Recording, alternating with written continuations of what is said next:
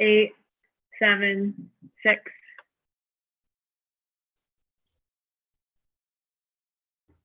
Hello and welcome to the Starboard Portal. I'm Justine, and today we have U.S. Sailing Team 49er FX athletes Stephanie Roble and Maggie Shea, who will also be representing the U.S. at the Tokyo Games, joining us today. Thank you, ladies, for coming onto the portal this morning, and welcome. Thanks for having us, Justine. Yeah, we're excited to be here. Yeah, no, and recently reconnected in Miami after a couple kind of separate. Yeah, we are. So great to see you two together. But I want to just kind of start out at the beginning. You two have some different backgrounds in how you got to where you are today. But Maggie, do you want to just share a little bit about how you came into the sport of sailing, specifically competitive sailing? Yeah, I actually like this question because Steph and I had very different beginnings to our sailing career. Steph's was very competitive, almost like professionalized as a young kid, and mine was very recreational, we should say. I grew up sailing with my family on Lake Michigan and butterflies and on my grandpa's boat. And so I sailed with my family. We had a blast doing it. And then I didn't really get into competitive sailing until high school, like junior high and high school, when I learned to race on my high school team.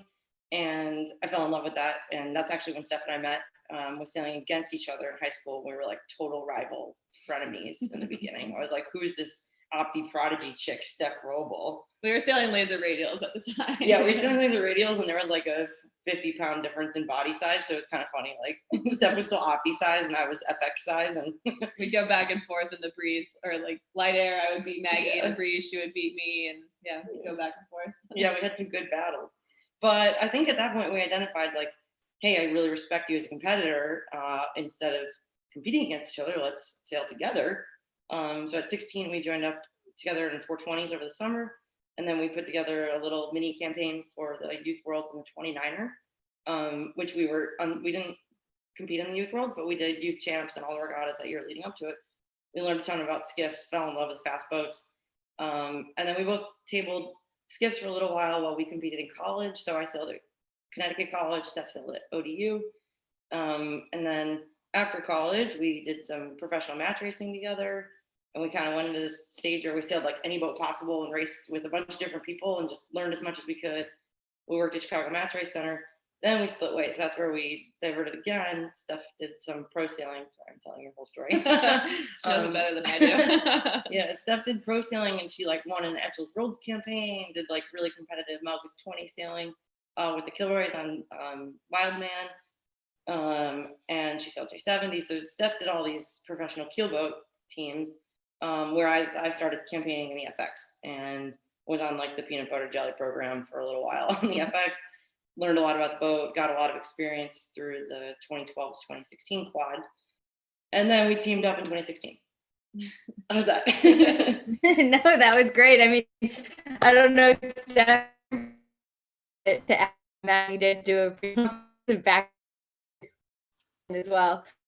I mean, we did some of the match racing that you did also. Yeah, so like Maggie said, we did have a little bit different early junior sailing background. So I started sailing when I was 5 on Lake Beulah in Wisconsin with the Hagers and the Cushing Riders and the Smiths. We were all like in the Porter families. We were all sailing together a lot, and I fell in love with sailing on that lake because it was such a fun thing for me. Like we would go out and play like sponge tag and cruise around the lake and pick up like treats at neighbors' docks, and it was just like really fun. And then I started racing when I was like 6 or probably 7 years old, and won a race with my friend. We were double handing an Opti and won a race, and I was like, this is awesome. We got to go to get ice cream after that. And I was like, I like this winning thing. So I think like we just had a really competitive group growing up there. And like, that's where like my competitive drive came from. And I really wanted to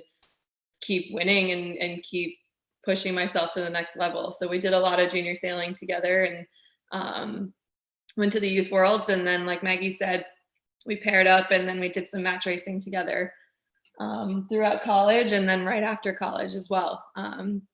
We qualified to represent we qualified to do the Olympic trials, which were just the top 4 teams in the US. So we actually raced Anna Tunnicliffe and her team in the 2012 trials, which was like the semifinals format.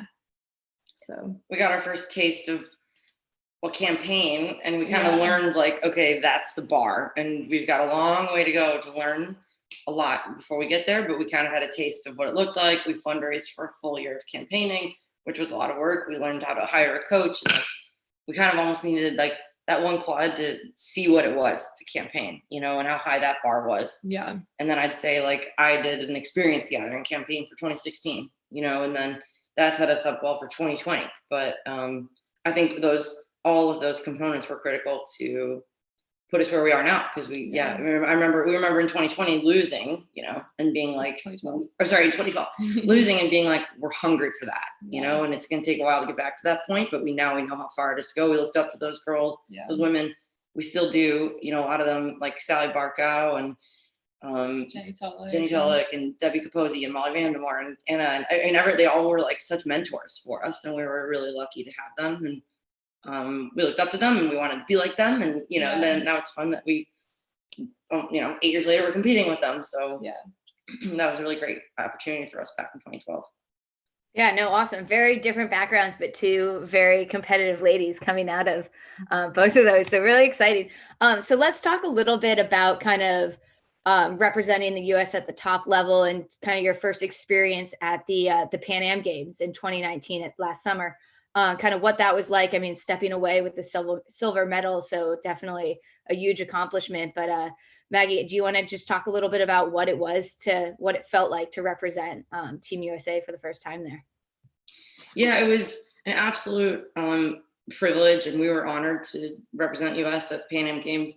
For us, it was our first games experience. You know, it was very different than the Olympic Games, but at the same time, it had a lot of this similarly weird regulations and different set of rules and venue rules, and you could get point penalties for wearing the wrong piece of clothing in the boat park or saying the wrong thing on social media, you know, whatever it might be. So there were a lot of like restrictions that we had to adapt to, and it was a great opportunity to learn how to still focus on competing and what we had to do in the water while kind of adapting to a different environment and different set of rules, and just a playing field that was highly monitored and controlled.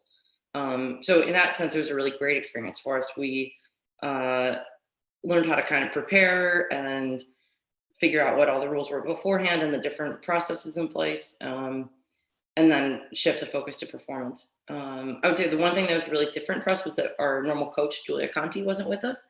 It was an awesome opportunity to work with Malcolm Page, who was a 2-time gold medalist and a silver medalist, you know, so he taught us a lot of new and different things, and it was great to get his perspective on kind of an experience at the games. But for us, we were still at a point that we did rely on our coach for, you know, help, for example, with like, she would help us a lot setting up a rig. So we had to go into it with a different set of tools than normal. Like, for example, we set up a visual tuning guide, you know, so that Malcolm could help us from off the boat, and some things like that we just said, okay, what are we going to not have that we're really used to having? And then how do we set ourselves up for success at the event? Yeah, and the other big task that we had down there was to qualify the country. So by being the top North American country, we were able to secure our country spot to the games, which was really a big thing to do ahead. You know, getting that country berth secured is a really important part of the trials, because you can't have trials without that. So that was like an important box to tick off. Yeah, and it was a good opportunity to work on sailing under pressure. You know, it's hard to simulate the stress and the pressure that you feel at really important events, and so we felt really lucky to have an opportunity to work on that. Yeah, no, awesome. And let's talk a little bit about this campaign life that you two are living. And you mentioned also your coach, Julia, as part of kind of the trio that holds you all together. And it's a big part of kind of the experience. But do you want to talk about, I know Julia is a 4-time Olympian from Italy, but tell me a little bit about how the 3 of you came about on winning your campaign and kind of how that has started to impact your sailing. If Steph, you want to take that? Yeah, we actually met Julia while we were match racing, probably 2010, 2011. Yeah. And she was like a total, I don't want to say this, but bad, you know what, on the water. She was just someone we really respected and really looked up to a lot on the water. And she was just such a fierce competitor. So we originally met her back then, and then Maggie sailed against her in the 2016 quad. And then we were at Keel Week and in like 2017, and she just came up to us in the parking lot. We were just kind of talking, and she's like, "Hey, I'm retired from coaching," and we just started talking, and we really wanted to do a little bit of sailing with her. So she came to a camp in San Francisco with us in the fall of 2017, and we just really enjoyed working with her. And it's really fun to work with someone who is so successful on the water, but also just as an athlete in general. You know, you mentioned she went to 4 Olympics, but she's also a world champion, a European champion. So she really knows how to win and put events together, and we really respected that. But she also was a really impressive athlete. So, you know, we've learned so much from her, and we really value having her on our team. Yeah, Julia has a really intuitive and sort of self-taught way of sailing. That she is a really feel-based sailor, which I think Steph relates to quite a bit. They both have a really natural feel for the boat and how to make it go fast and how to get the most out of it. And we wanted to capture some of that while the FX is such a new class and there's so much development going on, that having a coach who was so successful in the boat and had a fresh feel for it, you know, was a really cool combination for us to capitalize on that. That knowledge and that ability to, like, she could still hop in and win races. You know, one day Steph was sick at a midwinters, which is the regatta just before Miami Sailing World Cup or Miami OCR. And so Steph had to stay home and kind of recuperate. And Julia hopped in the boat. She hadn't been in the boat for months. And she like won 2 out of 3 of the races that day with me. And she just like, it was like it was like riding a bike for her. She's just such a natural. Our jibes and tacks were pretty ugly, but she was so fast. It's, you know, and it feels the boat so well. So we've really enjoyed that dynamic. She hops in sometimes too, especially if it's like a glamorous 15-day, 15 knots, sunny, good waves. She like always wants to sail the boat in with Steph, and I'm always happy for the break. So it's pretty sweet. Yeah, no, awesome. Can't resist.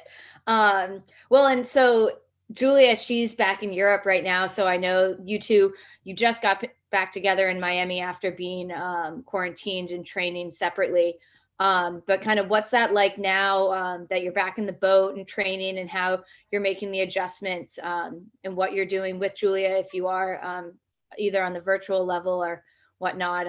I know you do have a stand-in coach, Steph's fiance, Taylor Canfield, who is, I mean, a sailor in his own. I'm sure no Julia, because it sounds like that's pretty hard to step up to. But I don't know, Steph, if you want to talk a little bit about kind of what you're doing now and just how you're making things progress forward given the circumstances. Yeah, obviously things are really complicated right now with all the COVID stuff and travel restrictions. So we were just happy for Maggie and I to be reunited. What is it, 3 weeks ago now, after 3 months of being apart. So we're just really happy to be back on the water together. And we don't have a training partner and we don't have our normal coach, but this whole situation has really taught us how to make the most out of whatever we have. And so we're just like, okay, we have us, and luckily we have Taylor to go on the water with us, and we're in Miami. It's hot. It's a little unpredictable with the storms, but we're making the most out of this opportunity, and we're really stoked to be back on the water. And we also have the unique opportunity to go up to see Chris Ellis and Micah up in Fort Lauderdale 3 days a week to go work out with them in a safe environment. So we're just focused on like really getting back in the boat, shaking the rust off, getting our boat handling really sharp and crisp, so that when we do go racing or meet up with training partners, whenever that is or wherever that is, that we're operating at 100%. So it's, we're really lucky right now to have these virtual opportunities because Julia stays engaged with us. Like Taylor uploads a video to her every day, and she goes through it overnight. And then we wake up to a debrief from her and comments on the video. And we call her and talk about the plan, and she sends a weekly plan, and we're in touch with her daily. So the virtual coaching has been really cool, and we're so lucky to have that right now. Yeah, and even if she's not with us on the water, her voice is in the back of our heads, you know, saying anticipate the pressure changes, you know. Maggie just everything she says is just in the back of my head. So we're kind of at a point, like Steph said, that we want to get fitter in order to take, you know, the next step in our boat handling and in our performance. And so we're focusing on that, and then we're just getting back in the boat. So it's all good. Yeah, we miss her, but we got plenty of course. Yeah, no, and the Miami climate is producing perfect conditions to prepare you for Japan. So totally. I know that's challenging, but it's always a good challenge nonetheless. Sure. Totally. But okay, and that just kind of touches on. You talked a little bit about some of the off water training that you're doing and strength training, but are there any other sports that have kind of helped your campaign and your preparation for your sailing that you're doing today, Maggie? Steph and I both love cycling, and that's been a big one to help our endurance and even like core strength and leg strength. We both like cycling, and I prefer spinning inside in air conditioning. But it's also good to get used to the heat. So we've got a little biker gang down here. We ride a couple mornings a week when our sailing's pretty intense. Steph doesn't wake me up to go on the rides, which may or may not have happened this morning. But it's been really fun. It's a good way to like push each other and be competitive in a different realm, because let's be honest, we are so competitive with each other. That's why I don't get invited on the ride sometimes. But no, we have a lot of fun. That's been good for our endurance. We have a lot of tools, like we track our heart rates, and so we'll target specific heart rate zones for different either recovery rides or cardiovascular endurance rides or whatever it might be. And I recently got a spin bike, so after sailing, I love to put 30 minutes to an hour on the spin bike just to recover. Other than that, yoga helps us a lot on the road when we're, you know, killing time or trying to stay active and not expend too much energy. We love to do yoga. We each kind of travel with our mat and, you know, take advantage of like apps to do yoga on the road. We still love to go to yoga studios. I don't know if in the new coronavirus normal that's gonna be a thing. Yeah, not so much. Yeah, might be a while before the Miami U.S. residents are invited to yoga studios in other countries. I've also picked up golf. I started golfing a little over a year ago, and I really like the mental challenge of it. And I think it's really helpful for some of the, like when we have time off, it helps me keep sharp with the mental tools that we practice for sailing. And of course, it's a super frustrating sport, so get to use that a lot. And I just, I like the challenge of like how you can move your body in just such a small way, and you can make such a difference in your swing, whether it's good or bad. So I've really enjoyed learning how to golf. I think there are also a lot of like activities that wouldn't necessarily fall under the category of sports, but they do help us on the road when we need to just like chill, pass some time, you know, maybe we're killing time in a postponement or trying to fall asleep and you're jet lagged or whatever it might be. And we've started really loving to buy puzzles on the road and kind of keep them as souvenirs where we go. And I really like needle pointing. That's another like mellow activity, because we actually get a lot of exercise and like physical activity on the water. And sometimes finding those activities that like chill you out are pretty important too. Yeah. You know, baking is another one that I love to do, especially on the road if I get homesick. I don't complain about that one. I like that one. Especially our weight gain program, it helps. But yeah, I think those activities are fun too, that help chill you out, you know? Yeah, no, definitely. And I mean, you both are mentioning how competitive you are, and sometimes Maggie doesn't even get invited on the bike rides just to keep them mellow. But at the same time, the chemistry between you is very nonchalant and relaxed, and seems to play off. And what do you think kind of makes your relationship work so well, both on the water and on land? Because I know when you're campaigning, you are kind of with each other 24/7. So Steph, what would you say? I mean, kind of the personality traits that Maggie fits so well with your own personality.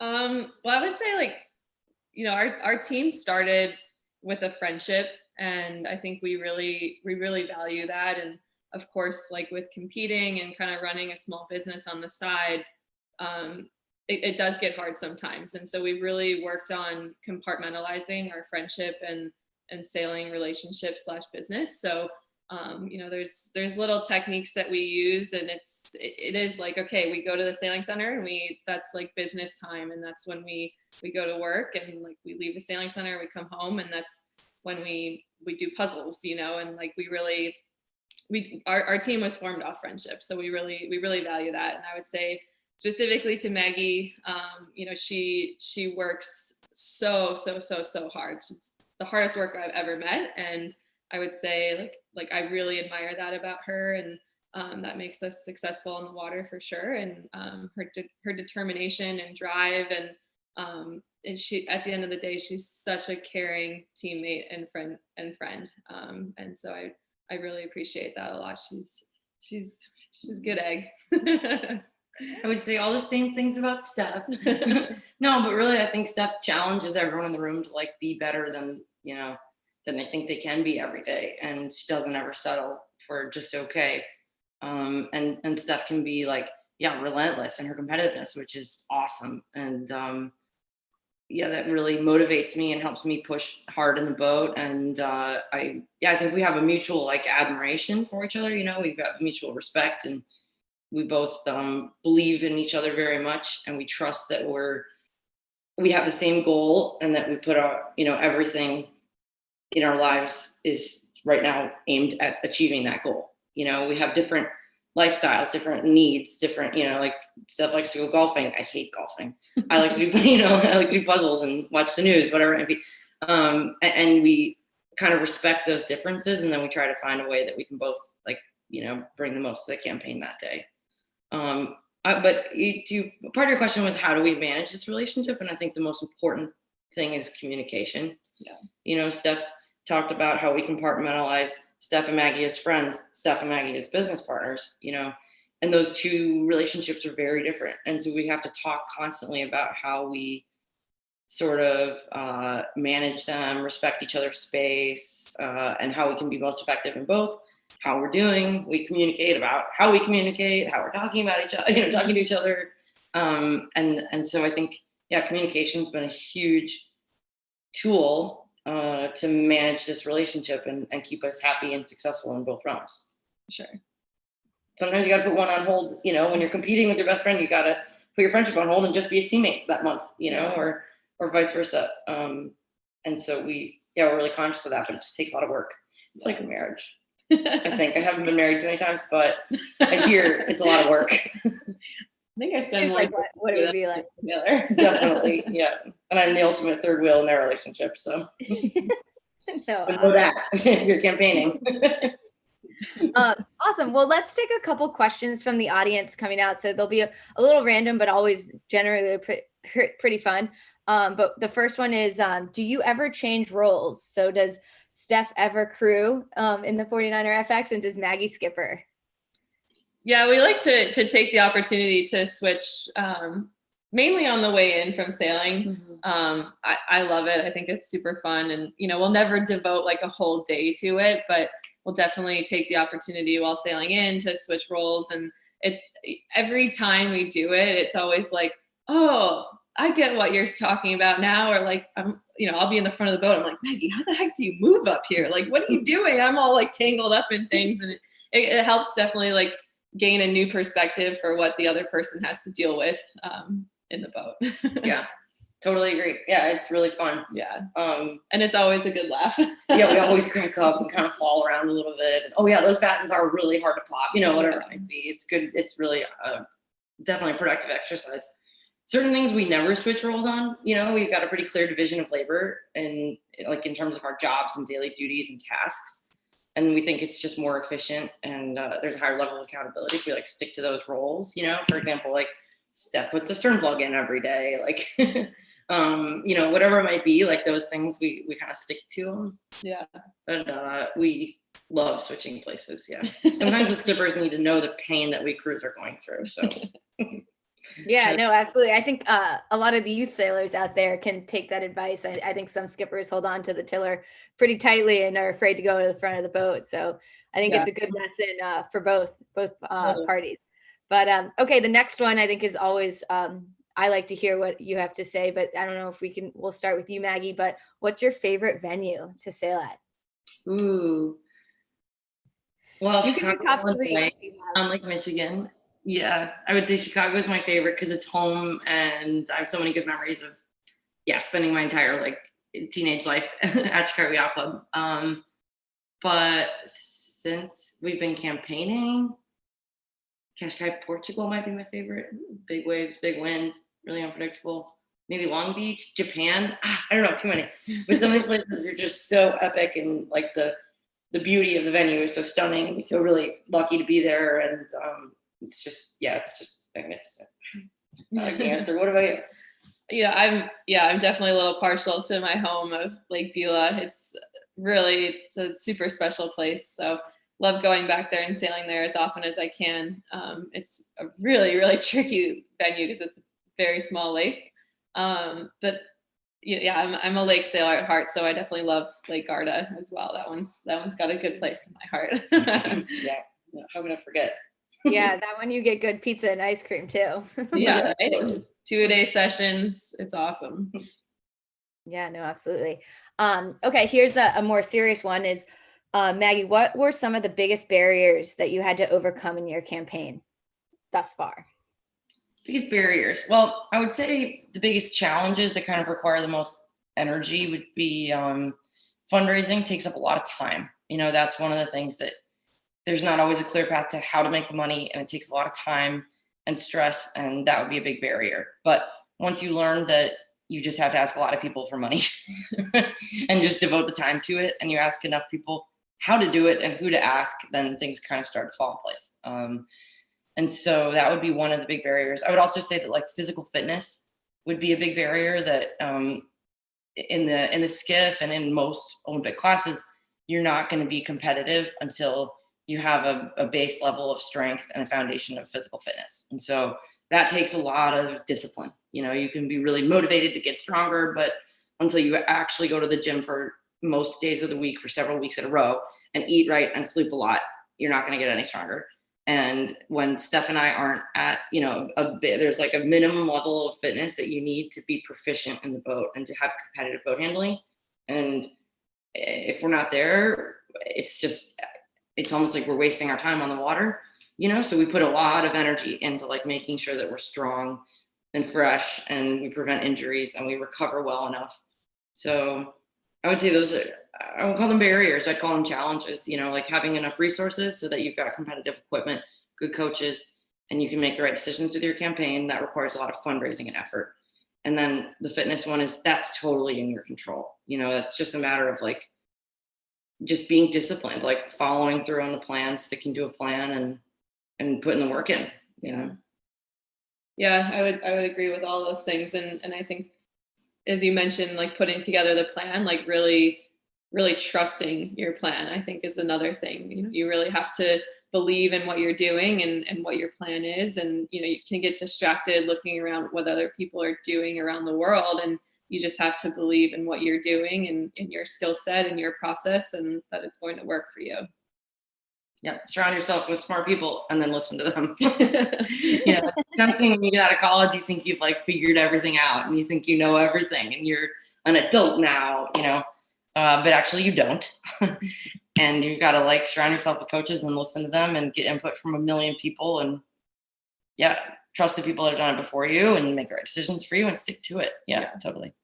Yeah, no, one of the beauties of the sport of sailing is it really kind of plays on that always learning, always getting better. Okay, so here's another one. So the last time you all competed, it was a huge high. For those listening in who don't know what we're talking about, but it was at the 2020 Worlds, qualifying for your nomination at the Tokyo Games in that final gate rounding. But the question is, what are you looking forward to about competing again? Steph, if you want to take that one. Man, that like gives me the chills thinking about it because I love competing. I think I love like the mental challenge of competing the most. And yeah, I think I'm excited to have that back. You know, there's nothing like the focus and intensity that you need to race at the Olympic level. And I love that intensity and that focus. And just like, you know, we spend so much time training and making things as good as we can, and things that are in our control as good as we can. And then I love the feeling of going out and executing them and just focusing on us and our process, and relentlessly attacking each day. Yeah, I'd say I'm looking forward to training right now. Because what we've learned is that like the really big steps that you don't see for several months until after you've started working on a skill set, that's like a really rewarding process if you can buy into it. You know, for example, like we wanted to change the way we were attacking, and I remember the day that I was like, okay, I'm gonna try to do my hands differently with the main sheet, and I wouldn't let us sail downwind until we had sailed upwind for like 3 hours, and I was totally exhausted and could barely sail back down. Actually, our coach at the time, Willie, had to hop in and sail downwind for me. But it was so like, that was like the head banging against the wall day, you know, and that was like when we were first trying to I was wrestling with this like new skill set, right?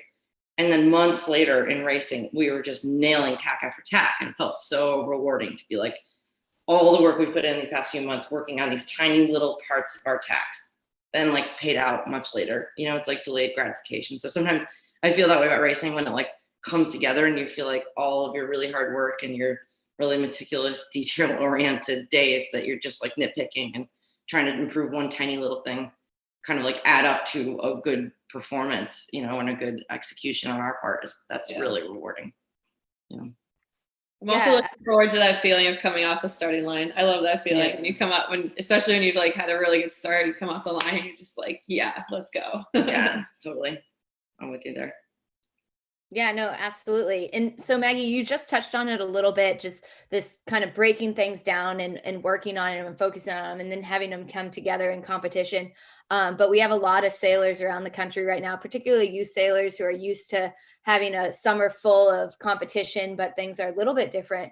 But what kind of advice do you have, or what advice do you have to keep them kind of motivated and focused and kind of still working towards the goal of improving, but maybe not having those events to test their improvement in?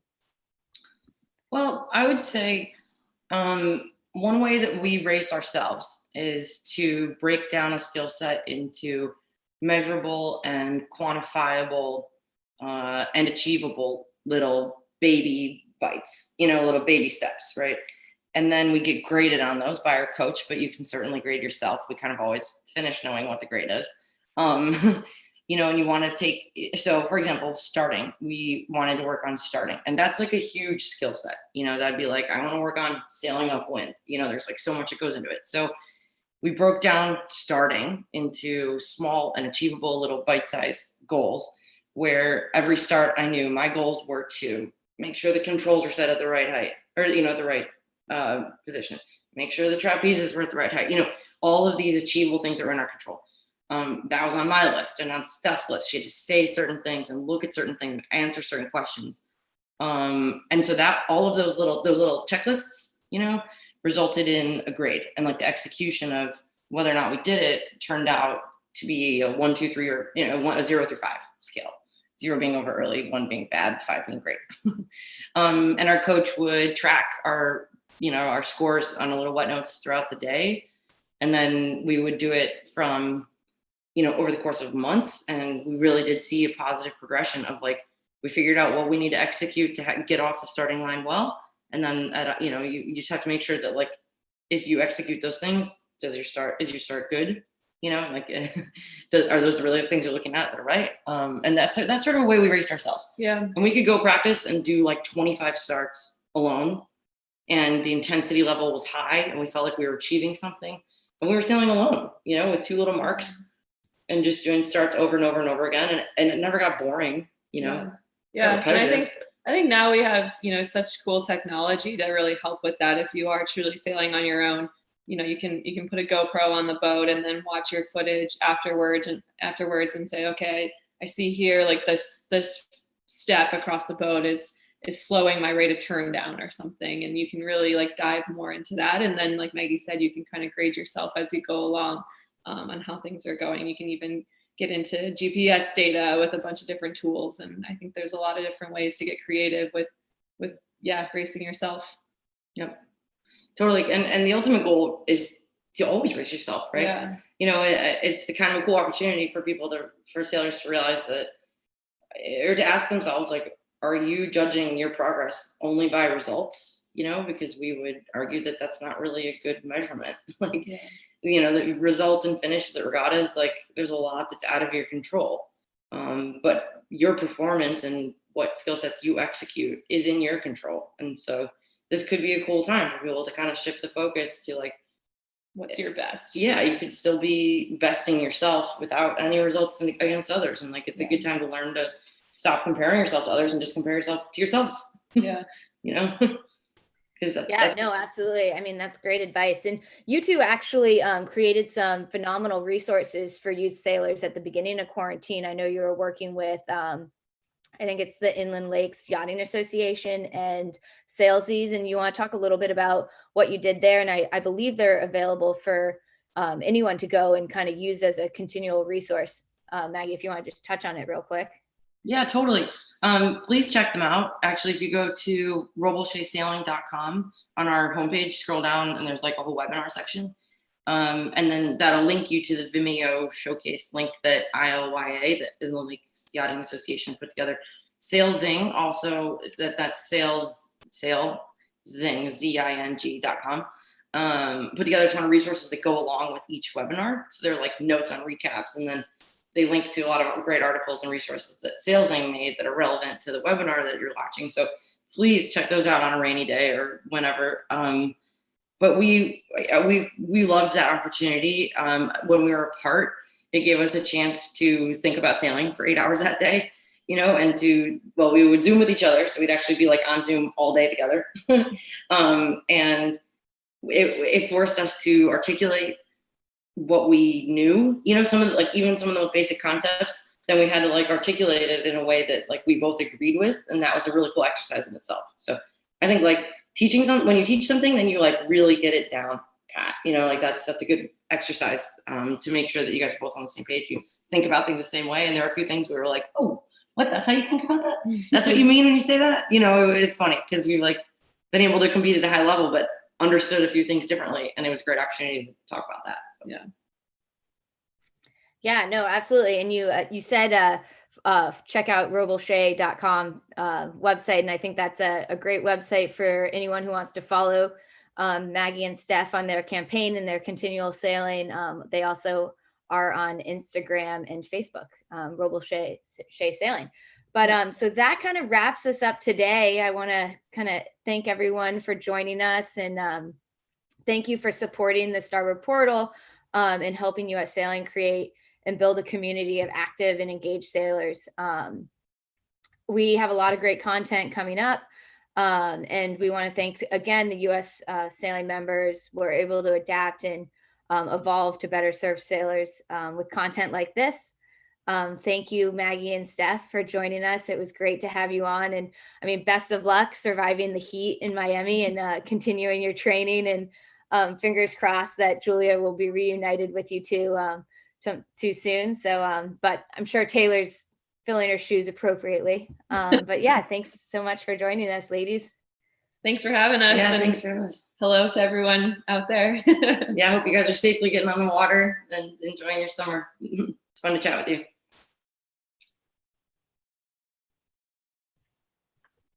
All right, we're off the air. Nice job, guys.